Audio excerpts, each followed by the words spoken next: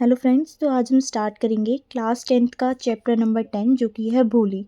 ये चैप्टर हमें women empowerment के बारे में बताता है। तो ये जो स्टोरी है भोली, ये एक लड़की के ऊपर है जिसका नाम है सुलेखा। और जो भोली होता है उसका मतलब ये होता है simple and foolish type. Like वो बहुत सिंपल सी थी, फूलिश टाइप थी, इसलिए उसको भोली बुलाते थे। वो लोगों से काफ़ी डिफरेंट थी। ठीक है, उसे बोलने की प्रॉब्लम भी थी। तो मैं आपको पहले भोली का चाइल्डहुड बता देती हूँ। उसके चेहरे पे ना स्मॉल पॉक्स हुए थे बचपन में, जिसके स्कार्स उसके फेस पे छूट गए थे। काफ़ी सारे पॉक मार्क्स थे उसके फेस पे। और उसने जो बोलना स्टार्ट करा था वो काफ़ी लेट स्टार्ट करा था, normal as compare to other. ठीक है, तो लोग उसका काफ़ी ज़्यादा मजाक उड़ाया करते थे। और वो अपनी जो फैमिली की ना सबसे छोटी बेटी थी। उसके जो फादर थे रामलाल, उनके 7 बच्चे थे, 4 डॉटर थी, 3 सन थे। ठीक है, तो भोली जो थी सबसे छोटी बेटी थी। और मतलब उसे कोई पसंद भी नहीं करता था, ना कोई उसे प्यार करता था। वो लोग सोचते थे कि हमारे लिए यूज़लेस है। ठीक है, तो एक बार तहसीलदार गांव में आते हैं इनके, तो रामलाल से कहते हैं कि रामलाल, आपको अपनी बेटी को स्कूल भेजना चाहिए, भोली को। तो वो पहले सोचते हैं कि भोली को हम स्कूल भेजेंगे। फिर मतलब एट द एंड तहसीलदार उन्हें एग्री कर लेते हैं रामलाल को कि भोली को वो स्कूल भेजें। रामलाल आके अपनी वाइफ से ये चीज़ शेयर करते हैं। फिर एट द एंड उनकी वाइफ भी मान जाती हैं भोली को स्कूल भेजने के लिए। फिर भोली को स्कूल भेजा जाता है। ठीक है, तो भोली सोचती है कि मेरे को ये कहाँ ले जा रहे हैं, पर उसके हेयर वॉश कराया गया, उसे वेल ड्रेस्ड कराया गया। मतलब प्रॉपर उसे स्कूल भेजा जा रहा था, तो उसे काफ़ी मतलब एकदम नहलाया गया, हेयर वॉश हुआ उसका, प्रॉपर यूनिफॉर्म वगैरह पहनाई गई। तो उसे लगा मैं जहाँ भी जा रही हूँ मेरे घर से तो अच्छी जगह है, कि मैं इतना अच्छा बन के जा रही हूँ। हमेशा उसे उसकी बहनों के बच्चे मतलब जो पहने हुए कपड़े होते थे वही वगैरह मिलते थे। अब वो सोच रही थी कि मुझे कुछ न्यू पहनने को मिल रहा है, सोच रही कुछ अच्छी जगह ही मैं जा रही हूँ। तो जब वो स्कूल पहुँचती है तो वहाँ पे एक टीचर होती हैं उनकी। वो टीचर उनसे कहती हैं आपका नाम क्या है, तो वो अपना नाम काफ़ी हकला करके बोलती है। ठीक है, और साइड में जा कर के बैठ जाती है। फिर उसकी टीचर उनके पास जाती हैं, फिर उससे दोबारा उनका नाम पूछती है, तब वो अपना नाम हकला करके बोलती है भोली।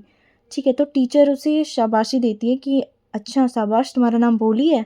तो वो काफ़ी खुश हो जाती है कि मुझे शाबाश बोला इन्होंने। ठीक है, फिर काफ़ी साल तक मतलब एजुकेशन, काफ़ी साल बीतते गए, उसकी एजुकेशन पूरी होती रही। ठीक है, तो उसके जो पेरेंट्स थे उन्होंने डिसाइड करा कि अब भोली की ना हमें शादी करनी चाहिए।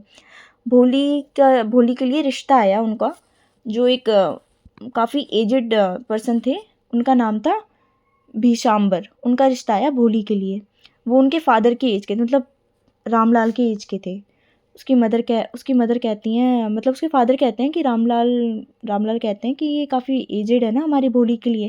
पर उसकी मम्मी कहती हैं हमारी भोली से शादी करी गई कौन, उसकी एज काफ़ी ज़्यादा, मतलब उसकी एज ज़्यादा थी ना इसलिए। पर तो भोली की मदर कहती हैं कि उसकी मतलब हमारी भोली से शादी करी गई कौन, उसके चेहरे पे स्कार्स रह गए हैं, पोक मार्क्स हैं। ठीक है, वो बोल नहीं पाती है प्रॉपर, उससे शादी करी गई कौन। तो वो इतने एजेड इंसान से भोली की शादी कराने को रेडी हो जाते हैं।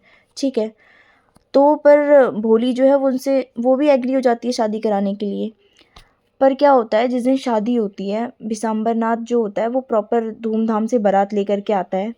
ठीक है, उसके बाद वो जैसे ही मतलब माला उसे पहनाने जा रहा होता है। ठीक है, तो उसके जो फेस से ना घूंघट गिर जाता है। तो वो देख लेता है कि उसके फेस पे पॉक मार्क्स हैं। तो पहले तो वो डॉरी नहीं मांग रहा होता है, पर उसके बाद वो उनसे दहेज मांगने लगता है कि मुझे 5K डॉरी चाहिए, अगर आप नहीं दोगे तो मैं शादी नहीं करूँगा।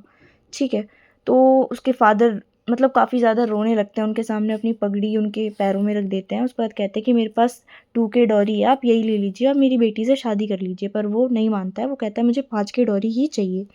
तो उसके पापा मतलब जो भोली के फादर होते हैं वो लेकर के आते हैं 5K रुपीज़ लेकर के आते हैं और उनको दे देते हैं।